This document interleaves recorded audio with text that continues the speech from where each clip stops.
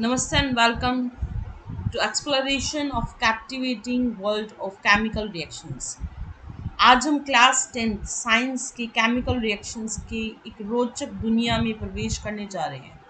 So let's embark on this exciting journey।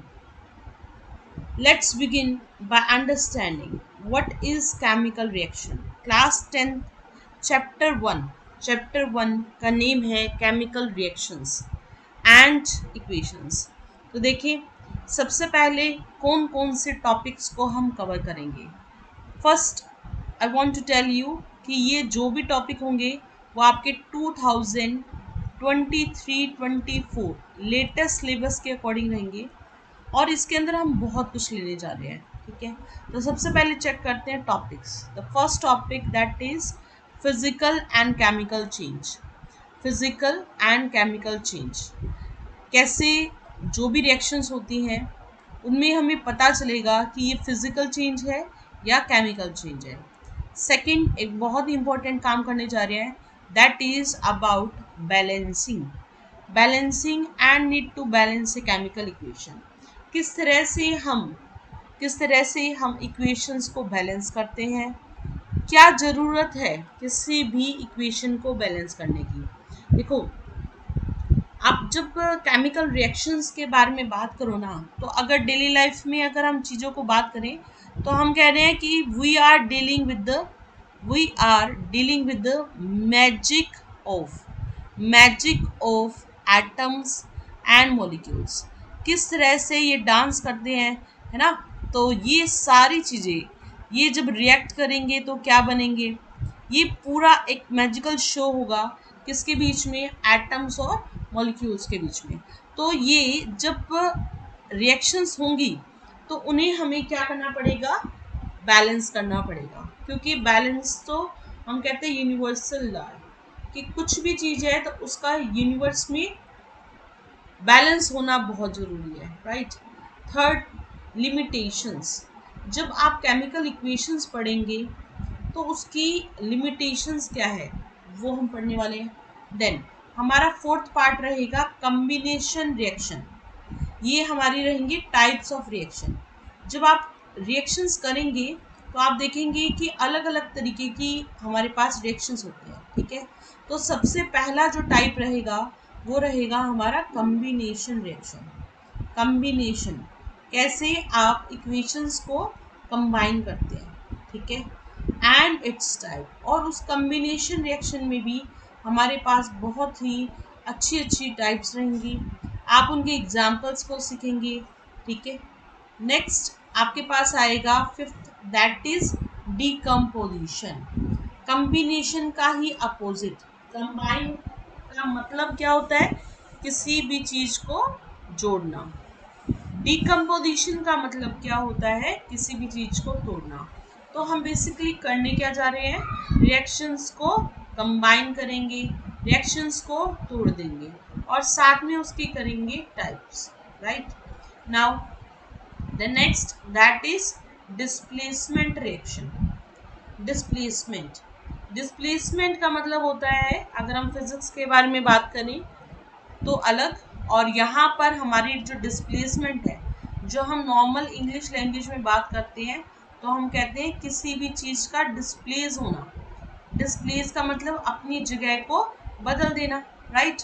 तो ये हमारा क्या रहेगा, डिस्प्लेसमेंट। एक जगह से दूसरी जगह तक हमारे जो एटम्स होंगे वो इधर उधर जंप करेंगे, राइट।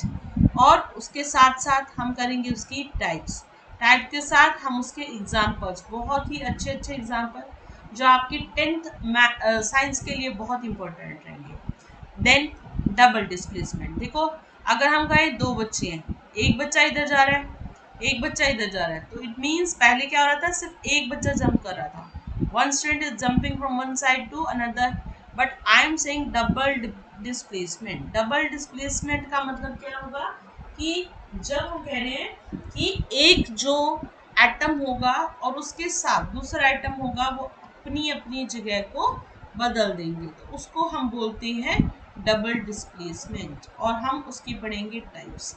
नेक्स्ट बहुत ही इम्पोर्टेंट टॉपिक है हमारा रिडॉक्स का। रिडॉक्स, रिडॉक्स में अगर आप रिडॉक्स को डिवाइड करें टू पार्ट में, तो आप देख रहे हैं रिड और ऑक्स।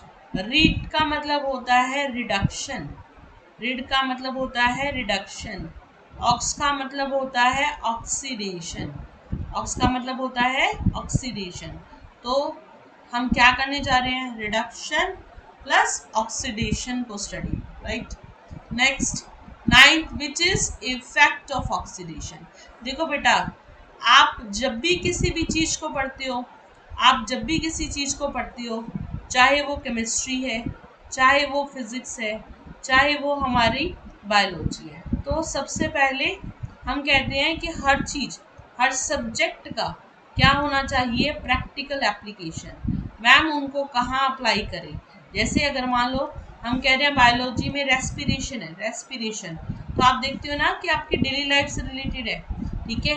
तो फिजिक्स भी आपकी डेली लाइफ से रिलेटेड है। जब आप मोशंस के बारे में स्टडी करते हो, जब आप कहते हो कि एक ऑब्जेक्ट इधर से उधर चला गया, तो उसको हम क्या कहते हैं, motion, right. When one object is displacing from और changing the position, that is motion. तो सेम एज इट इज। क्यों ऐसा है कि केमिकल्स, जब हम केमिस्ट्री को पढ़ रहे हैं तो हम सिर्फ एटम्स और मॉलिक्यूल्स पढ़ें, तो केमिस्ट्री भी क्या है, हमारी डेली लाइफ से रिलेटेड है, डेली लाइफ से रिलेटेड है।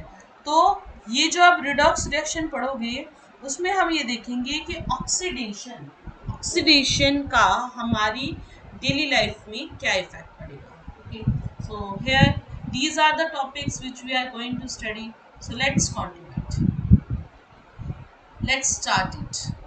Let's energize yourself so that we can continue the question. Make 2-3 jumps and then we are going to start it. So first, I am going to give you some examples. These examples, which of the following is a chemical change? कौन सी ऐसी, यहाँ पर कौन से ऐसे examples हैं जो chemical change होते हैं। केमिकल और फिजिकल चेंज को हम स्टडी करेंगे। तो सबसे पहले देखो एग्जाम्पल्स देखते हैं। Boiling of water to give water vapour. यहाँ क्या हो रहा है, पानी जो है, वाटर जो है, वो ये वाटर है, और ये जो है ये क्या है, वाटर वेपर्स। वाटर किस में चेंज हो रहे हैं, वाटर वेपर्स में, ठीक है। Then dissolution of sugar in water. आप एक टम्बलर लो, वाटर से फिल करो और उसके अंदर शुगर की स्पून, 2 स्पून डाल दो, ठीक है। अब आप उसको मिक्स कर दो, मिक्स कर दो, राइट, ठीक है। तो आप क्या कहोगे, is it a chemical change, क्या ये केमिकल चेंज है। Now next is crushing of paper cup. Crushing of paper cup, आपको बताना है कि अगर आप पेपर कप को अगर आप क्रश कर रहे हो, है ना, आप उसको कहीं भी उसकी शेप को चेंज कर रहे हो, तो क्या वो हमारे पास केमिकल चेंज है, क्या वो केमिकल्स कहीं ना कहीं इफेक्ट हो गया है। केमिकल का मतलब ही क्या है, केमिकल का मतलब क्या है, अगर आप बात करें तो एटम्स और मॉलिक्यूल्स को, है ना, एटम्स और मॉलिक्यूल्स के बारे में बात करते हैं, जो क्या करते हैं, रिएक्ट करते हैं एक दूसरे से। तो आपको ये बताना है कि क्या क्रशिंग ऑफ पेपर हमारा केमिकल चेंज है या नहीं, ठीक है। नेक्स्ट उसके बाद हमारे पास आता है रस्टिंग ऑफ आयरन। आप देख रहे हो एक आयरन का एक पीस है, आयरन पीस है, और उस आयरन पीस को आप देख रहे हो कि इसका कलर चेंज होता है, ठीक है, कलर चेंज होता है। तो यहाँ पर हमें ये कहा गया है कि ये जो रस्टिंग ऑफ आयरन है, is it a chemical change, क्या ये एक केमिकल चेंज है। नेक्स्ट है burning of coke in air. Coke की एक सॉरी सॉरी यहाँ पर हम कह रहे हैं कॉक, कॉक आपको पता होगा, कॉक हम कहते हैं कि जो वुड है उसके जो पार्टिकल्स हैं उसको जो बर्न करते हैं, तो रेजिड्यू जो बनता है उसको बोलते हैं कोक। तो कोक को जब आप क्या करते हो, एयर में बर्न करते हो, तो इसने पूछा है कि क्या वो केमिकल चेंज है, क्या वो केमिकल चेंज है, ठीक है। तो आपके पास क्या है, अलग अलग एग्जाम्पल्स हैं, उनमें से आपको ढूंढना है कि ये हमारे केमिकल चेंज है या नहीं, ठीक है। now next is soaring in soaring of milk in summer। आप देखते हैं कि अगर कोई भी बाउल के अंदर मिल्क रखा हुआ है, ठीक है, मिल्क रखा हुआ है, तो ये जो मिल्क होता है वो क्या होता है, समर सीजन में अपने आप ही सॉर्ट खट्टा हो जाता है, ठीक है। तो क्या ये केमिकल चेंज है? Is it a chemical change? And another one that is melting of ice to water. Ice, ice क्या है? बर्फ, और बर्फ से क्या बन गया? पानी। तो you have to check now that out of this what are the chemical change. आपको पता लगाना है कि कौन से केमिकल चेंज है या नहीं। तो सबसे पहले हम कहते हैं केमिकल चेंज क्या होते हैं, जहां पर आप रिएक्शंस को रिवर्स ना कर पाए, रिवर्स ना कर पाए, ठीक है, ठीक है। क्यों? यहाँ पर हम कहते हैं कि अगर रिएक्शंस रिवर्स हो जाती है तो हम कहेंगे कि ये क्या होगा, हमारा फिजिकल चेंज हो जाएगा। तो पानी, देखो वाटर लो, ठीक है, वाटर से वाटर वेपर बना दो, वाटर से क्या बना दो? Water vapour. बिल्कुल मैम, ठीक है। तो क्या वाटर वेपर से, क्या आपने देखा है कि जब भाप बनती है और उसके ऊपर अगर आप एक लिड रख दें तो ये जो भाप होती है वो दोबारा से क्या बन जाती है? यहाँ पर वाटर ही बन जाती है। क्या बन जाती है? वाटर बन जाती है। तो हम कहते हैं यहाँ पर, हम कहते हैं यहाँ पर कि ये जो पूरा प्रोसेस होगा वो कैसा होगा? हमारा फिजिकल चेंज। कैसा होगा? Physical change. क्यों कहा? क्योंकि मैम रिवर्स हो रहा है, ये रिवर्स हो रहा है। जब रिवर्स नहीं होता तो हम कहते हैं केमिकल चेंज। नेक्स्ट एग्जांपल जो हमने लिया था वो लिया था शुगर इन वाटर का। पानी के अंदर अगर आप शुगर को मिक्स करो, शुगर पार्टिकल्स को मिक्स करते हैं, शुगर पार्टिकल्स को मिक्स करते हैं, तो ऐसा होता है कि आप उसको रिवर्स कर पाते हैं, आप उसको दोबारा से शुगर पार्टिकल्स में चेंज कर पाते हैं। सो this is a physical change. क्या बनेगा ये? हमारा फिजिकल चेंज। देखो यही है आपके जो बोर्ड के क्वेश्चंस है वो यही सारे हैं, आपको इनको अच्छे से रिवाइज करना है, ठीक है। तो बजाय कि डायरेक्ट अगर हम क्वेश्चंस पे जाएं तो that will be very difficult for you to understand what is chemical and physical. But by the examples, we can easily study it. Right? Now, you see this crushing of paper cup. Cup को paper crush कर दिया आपने, इसका crush कर दिया, तो क्या दोबारा से उसको कप की फॉर्म में नहीं ले जा सकते हैं? बिल्कुल ले जा सकते हैं। ना आयरन, देखो आपने देखा होगा जो भी गेट होते हैं, अधिकतर वॉशरूम्स के जो गेट होते हैं, आप देखते हो कि उनके ऊपर क्या लगता है? लगातार मॉइस्चर जो होता है वो अटैक करता है। वॉशरूम में ऐसा क्यों होता है? क्योंकि वहां पर हम ज्यादा से ज्यादा वाटर को यूज कर रहे हैं ना। तो जब आप देखते हैं कि नीचे यहाँ से अधिकतर जो गेट्स होते हैं वो क्या हो जाते हैं? खराब होना शुरू हो जाते हैं, उनके अंदर रस्ट लगना शुरू हो जाता है, ठीक है, वो टूटना शुरू हो जाते हैं। तो क्या कभी ऐसा देखा आपने कि रस्ट से दोबारा आयरन बन गया हो? नहीं, है ना। तो आप बहुत अच्छे से समझ लो कि rusting of iron is a chemical change. ये कैसा है? हमारा chemical change, right. Now next is burning of Coke. देखो आप कह रहे हो मैम वुड लो, ठीक है, वुड को जलाओ और यहाँ से हम कहते हैं कोक बर्न करो। अभी कहते हैं कोक को आपने बर्न करना शुरू करा, तो बेटा आप बताओ जब कोई चीज जल जाती है तो क्या दोबारा से उसको रिवर्स कर सकते हैं? क्या उसको रिवर्स कर सकते हैं? बिल्कुल नहीं कर सकते मैम।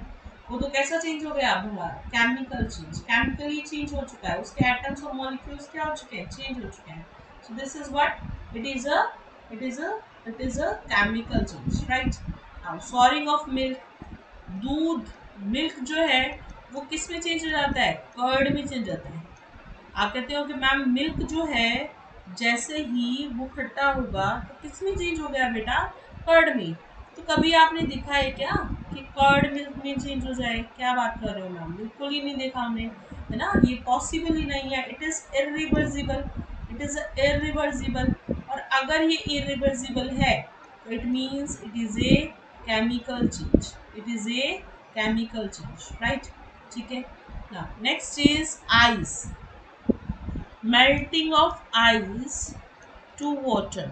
हमने आइस को चेंज किया, किस में चेंज किया? वाटर में, ठीक है। तो कभी ऐसा पॉसिबल हो सकता है मैम वाटर से दोबारा आइस हो जाए? देखो मान लो फ्रिज के अंदर आपने क्या किया, फ्रिज के अंदर आपने क्या किया, कुछ किसी बाउल के अंदर आपने वाटर को रखा है, ठीक है। अब वाटर क्या करेगा, फ्रीजर क्या करेगा, उसको वाटर को किस में कन्वर्ट कर देगा, आइस में कन्वर्ट कर देगा। ठीक है, अब मान लेते हैं 2-3 आवर्स के लिए, 2-3 आवर्स के लिए आपकी जो इलेक्ट्रिसिटी है वो चली जाती है। ठीक है, अगर ये ऑफ हो जाए, लाइट को हम ऑफ कर दें, तो क्या होगा, क्या होगा, ये आइस दोबारा से किस फॉर्म में आ जाएगी, वाटर की फॉर्म में आ जाएगी। तो आप मैम कह रहे हो कि ये हो गया और ये दोबारा से ये हो गया, तो ये कैसी है, इरिवर्सिबल। कैसी है ये, इरिवर्सिबल। ठीक है, तो here we understood about reversible and irreversible. कौन कौन सी रिएक्शंस होंगी जो हमारी क्या होंगी, रिवर्सिबल होंगी, और कौन कौन सी ऐसी होंगी जो इरिवर्सिबल होंगी। ठीक है, now come to the next. Here these these are the examples where we see कि जो भी पार्टिकल्स थे मैम वो केमिकली चेंज नहीं हुए। ठीक है, अभी जो हमने एग्जांपल्स लिए थे उन एग्जांपल्स में से ही एग्जांपल्स मैंने यहाँ लिखी हैं, केमिकली उनके ऊपर कोई इफेक्ट नहीं हुआ। सबसे पहले था melting of ice to water. ठीक है, देन इवेपोरेशन ऑफ वाटर, जो हमने पानी को बॉयल करा था, बिल्कुल। Dissolution of sugar in water, हमने कहा पानी के अंदर जब हम शुगर को क्या कर रहे थे, मिक्स कर रहे थे। Then crushing of paper cup, paper cup को आपने क्या किया था, क्रश किया था।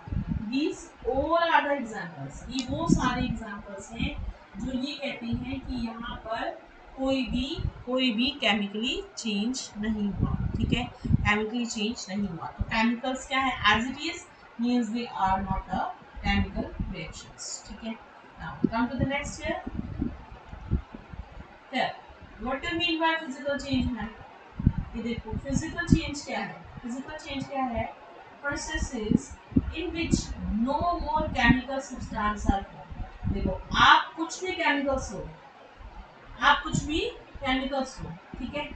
अब ये जब आपने केमिकल्स दिए, और देखो केमिकल्स तो सब जगह है ना, ये जो केमिकल्स है वो तो सब जगह है।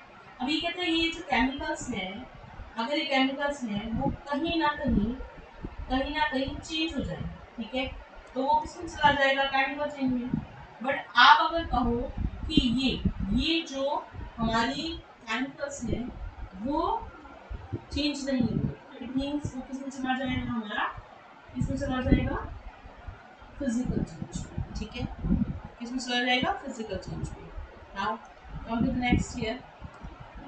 Next is what are chemical change. अभी बात करें हमने, क्या कह रहा है ये, बहुत अच्छे से आप इनकी एग्जाम्पल्स को समझ लो। ठीक है, समझ लो, यहाँ पर डेफिनेशन क्लियर करना बहुत जरूरी है। तो हम क्या कह रहे हैं, in which the molecular composition is, molecules की कॉम्पोजिशन का मतलब होता है ये जिससे मिलके बनता है। इट इज कम्प्लीटली अल्टर मतलब होता है चेंज। हम कह रहे हैं केमिकल चेंज क्या है बेटा, देखो आप यहाँ पर बहुत अच्छे से पिक्चर में क्लियर किया हुआ है। ठीक है, देखना एक बार जरा 2 मिनट के लिए इसको ऑब्जर्व करो। ठीक है, फॉर 1 सेकेंड जस्ट ऑब्जर्व, ये ऑब्जर्व इट। देखो यहाँ से बोन यहाँ से टूटा, ठीक है, और अभी आप चेक करना, ये देखो यहाँ से ये बोन क्या हो गया, मिल गया। तो ये पूरा का पूरा जो आपको दिखाई दे रहा है, this is molecule. Can you see this is a molecule. Now it is attracting this, और आप कह सकते हैं यहाँ से जुड़ रहा है मैं। ठीक है, यहाँ से देखो ये जो तीनों हैं ये क्या हो रहे हैं, अलग अलग हो रहे हैं। ठीक है, ये देखो ये जो चीजें हैं जहाँ पर हम कह रहे हैं मॉलिक्यूलर कॉम्पोजिशन अल्टर हो गया। अल्टर का मतलब क्या हो, ये चेंज हो गया। और आप देखो ये जो है जैसे इससे मिलेगा तो ये अलग हो गया और एक न्यू प्रोडक्ट बन गया। क्या बन गया, ये एक न्यू प्रोडक्ट, जैसे अभी यहाँ पे देख लो। ठीक है, this is what, a new product. तो हम क्या कह रहे हैं मैम, क्या कह रहे हैं कि केमिकल चेंज क्या है, केमिकल चेंज क्या है, एक ऐसा चेंज जिसमें मॉलिक्यूल्स अपनी जगह को बदल दें, जिसमें मॉलिक्यूल्स अपने आप को डिस्प्लेस कर दें। ठीक है, जहाँ उनकी कॉम्पोजिशन क्या हो जाए, अल्टर्ड हो जाए, और अल्टर होकर वो क्या बनाए, एक न्यू प्रोडक्ट की फॉर्मेशन करें। एक नया, एक अच्छा सा प्रोडक्ट बन के आए, ठीक है, न्यू प्रोडक्ट बन के आए, तो उसको हम क्या कह देते हैं, केमिकल चेंज कह देते हैं. That we say that is a chemical change, right? Now this is also same. It is it is a process in which one or more substance form new substance. एक हो सकता है एक substance change करे, क्योंकि एक substance कैसे हो सकता है मैम, मान लो मैं कह रही हूँ H2O है ना, H2O, अब H2O को ब्रेक कर दें तो क्या होगा, हाइड्रोजन और ऑक्सीजन अलग हो जाएंगे, तो एक ही मॉलिक्यूल, एक ही सब्सटेंस में आया सब्सटेंस दिया. अच्छा, अभी आप क्या होगे, वन और मोर सब्सटेंस कैसे मैम, कार्बन और ऑक्सीजन अगर मिलेंगे, कार्बन और ऑक्सीजन मिलेंगे तो क्या बन जाएंगी, carbon dioxide, carbon dioxide CO2. तो आप कह रहे हैं एक से हम दो भी बना सकते हैं, या दो से भी ऐसा हो सकता है कि केमिकल चेंज पॉसिबल हो सकता है और न्यू सब्सटेंसेस बन के आ सकते हैं, right. Now the next is what is this, this is chemical change. तो आपको कहता है कि क्या क्या पॉइंट्स लिख सकते हैं. देखो बोर्ड में जब एग्जाम आता है तो एक डेफिनेशन क्लियर नहीं करती ना उस चीज को. तो देखो सबसे पहले हमने कहा केमिकल चेंजेस ऐसे होते हैं जो नए प्रोडक्ट बनाते हैं, इस चीज को ध्यान रखना है ना, क्या बनाते हैं, नए प्रोडक्ट बनाते हैं. दूसरा हमने कहा original substance lose their nature. अब ऐसा भी नहीं है कि एक जो सब्सटेंस है जो आप ले रहे हो मैम, ले रहे हो उससे नया बन गया, उससे नया बन गया, तो क्या इसकी इसका नेचर चेंज होगा, बिल्कुल. तो बेटा इससे जब कुछ बना है तो इसकी नेचर और आप कह सकते हो उसकी आइडेंटिटी, उसकी आइडेंटिटी दोनों ही क्या हो जाएगी, change. Nature and identity get change in chemical reactions, ठीक है, ये क्या हो जाती है, चेंज, ठीक है. तीसरी बात आपको जो याद रखनी है, third point, the change in chemical changes, जो भी चेंजेस होते हैं केमिकल चेंजेस में वो कैसे होते हैं, इरिवर्सिबल. कैसे होते हैं, इरिवर्सिबल. इरिवर्सिबल, इरिवर्सिबल का मतलब क्या है, इरिवर्सिबल का मतलब क्या है मैम, कि बेटा अगर कोई भी चेंज हो जाए वो दोबारा से उसी उसी नेचर पर, आइडेंटिटी पर, उसी चीज पर नहीं आएगा, ठीक है, वो कभी भी रिवर्स नहीं हो सकता, ठीक है. जैसे अभी हमने लिया था, किसका एग्जाम्पल लिया था, वाटर, वाटर को चेंज किया था किसमें, आइस में, वाटर को चेंज किया था आइस में, तो आइस से दोबारा वाटर भी लाई थी ना, आइस से दोबारा वाटर भी लाई थी ना, तो अपनी उसकी आइडेंटिटी सेम आ गई. तो ये कैसे होते हैं, क्या याद रखेंगे आप, दे आर इरिवर्सिबल, ठीक है, एंड परमानेंट. कैसे होते हैं ये, परमानेंट. परमानेंट मतलब फिक्स हो गई, ठीक है, इनके मॉलिक्यूल्स की जो बॉन्डिंग टूटकर दोबारा से बॉन्डिंग बन गई है वो क्या हो गई, सेम हो गई, अब उसमें आगे कुछ नहीं किया जा सकता, ठीक है. Now next is here, what is, next is here, yes, what is chemical reaction. chemical reaction क्या है, देखो जरा, it is a transformation of chemical substance into another substance. देखो हम कह रहे हैं केमिकल रिएक्शन क्या है, ट्रांसफॉर्मेशन, ट्रांसफॉर्मेशन, हम कह रहे हैं ट्रांसफर कर रहे हैं, ट्रांसफर कर रहे हैं किसी भी केमिकल सब्सटेंस को, किस में, अनदर केमिकल सब्सटेंस में, ठीक है. एक जो सब्सटेंस है, एक जो सब्सटेंस है उसको दूसरे उसमें चेंज करते जा रहे हैं, ठीक है. कुछ एग्जांपल लेते हैं ताकि आपको अच्छे से क्लियर हो. बहुत सारे एग्जांपल्स दिए गए हैं, जो भी आपके बोर्ड की प्रिपरेशन के अकॉर्डिंग है वो सारे एग्जांपल्स आपको इसमें मिलेंगे. आप अपनी 11th में है, 12th में है, कोई भी क्लास में है and you want to clear your basics, तो this video is very important for you. So this is magnesium here, ये मैग्नीशियम हमने लिया है, ठीक है. साथ में हमने लिया ऑक्सीजन. तो मैग्नीशियम के साथ अगर ऑक्सीजन क्या करे, रिएक्ट करे, उनको मिला दिया जाए तो हमें हमारे पास बन रहा है मैग्नीशियम ऑक्साइड. अब देखो मैग्नीशियम और ऑक्सीजन जो अलग अलग हैं वो क्या है, हमारे रिएक्टेंट, वो क्या है, हमारे रिएक्टेंट. और इन दोनों को मिलाकर, इन दोनों को मिलाकर जो हमें मिल रहा है उसको बोलते हैं प्रोडक्ट, ठीक है. तो दो सब्सटेंसेस जो हम इनिशियल स्टेज पे लेके चलते हैं, जो हम इनिशियल स्टेज पे लेके चलते हैं किसी भी रिएक्शन की, उसको बोलते हैं, क्या बोलते हैं, रिएक्टेंट। क्या बोलते हैं, रिएक्टेंट। और इनिशियल से जैसे ही कुछ चेंजेस किए और जो हमें सब्सटेंस बाद में मिलता है उसको बोलते हैं प्रोडक्ट। उसको क्या बोल देते हैं, प्रोडक्ट। ठीक है। Now chemical reaction is identified by change. क्या कहा इसने, जो भी केमिकल रिएक्शंस होती हैं उनको हम आइडेंटिफाई भी कर सकते हैं। आप आइडेंटिफाई कर सकते हो, क्या, कैसे कैसे आइडेंटिफाई कर सकते हो ma'am, by change in colour. आप उसके कलर को ऑब्जर्व करो, आप उसके कलर को ऑब्जर्व करो, देन उसकी स्टेट को ऑब्जर्व करो, देन उसकी टेम्परेचर को ऑब्जर्व करो, एंड नेक्स्ट उसकी इवोल्यूशन ऑफ गैस को ऑब्जर्व करो। बहुत सारे इंपॉर्टेंट पॉइंट्स हैं यहाँ पर, याद रखिए। How it is identified, board में क्वेश्चन आएगा, how the chemical reaction is identified. So we can identify them by their colour. अगर मैम कलर चेंज हुआ तो, है ना, कलर तो आपको पता ही होगा। मान लो ब्राउन से वो क्या हो गया, ब्राउन से क्या हो गया, वाइट हो गया। ठीक है, वाइट से क्या हो गया, मान लो येलो हो गया। तो मैम कलर चेंज हो रहा है। ठीक है, क्या हो रहा है उसमें, कलर चेंज हो रहा है। और कलर चेंज हो रहा है तो इट मीन्स क्या हो गया है, रिएक्शन से हुई।